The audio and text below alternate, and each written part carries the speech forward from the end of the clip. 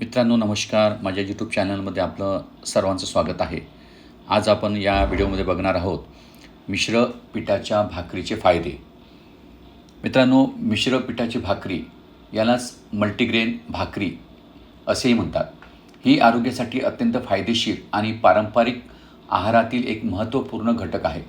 या भाकरीत ज्वारी, बाजरी, नाचणी, सोयाबीन, मेथी, हरभरा, गहू यासारख्या विविध धान्यांचे पीठ मिसळून बनवले जाते, ज्यामुळे ती पोषण मूल्यांनी भरलेली असते.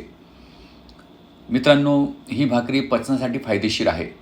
या भाकरीत असलेले भरपूर फायबर पचनक्रिया सुधारते, बद्धकोष्ठतेपासून आराम देते आणि आतड्यांचे आरोग्य राखते.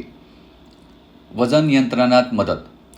फायबरयुक्त असल्यामुळे ही भाकरी खाल्ल्यावर पोट भरल्याची भावना होते आणि ज्यामुळे जास्त खाणे टळते आणि वजन नियंत्रणात राहते.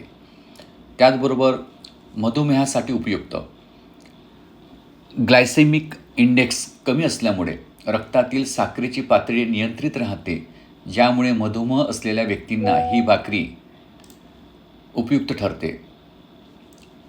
ज्वारी, बाजरी यासारख्या धान्यांमध्ये मॅग्नेशियम आणि पोटॅशियम भरपूर प्रमाणात असतात, जे रक्तदाब नियंत्रित ठेवण्यास मदत करतात आणि हृदयाचे आरोग्य सुधारतात.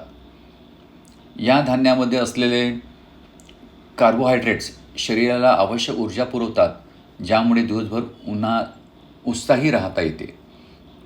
गव्हाच्या पिठाऐवजी ज्वारी, बाजरी, नाचणी यासारख्या ग्लुटेन मुक्त धान्यांचा वापर केल्यामुळे ही भाकरी ग्लुटेन संवेदनशील व्यक्तींना योग्य पर्याय ठरते. नाचणी, ज्वारी यासारख्या धान्यांमध्ये अँटीऑक्सिडंट्स असतात, जे शरीरातील पेशींना ऑक्सिडेटिव्ह तणावापासून संरक्षण देतात.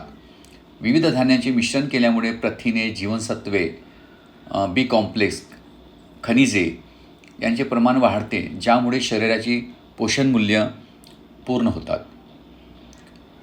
मिश्र पिठाची भाकरी ही केवळ चविष्ट नाही तर आरोग्यासाठीही अत्यंत फायदेशीर आहे. नियमित आहारात तिचा समावेश केल्यास अनेक आरोग्यदायी फायदे मिळू शकतात. अशा प्रकारे मित्रांनो, मिश्र पिठाची भाकरी ही एक संतुलित, पोषण मूल्यांनी भरलेली आणि आरोग्यदायी पर्याय आहे. नियमित आहारात तिचा समावेश केल्यास पचन सुधारते, रक्तातील साखर नियंत्रणात राहते, वजन नियंत्रणात मदत होते, हृदय आणि शरीर तंदुरुस्त राहतात.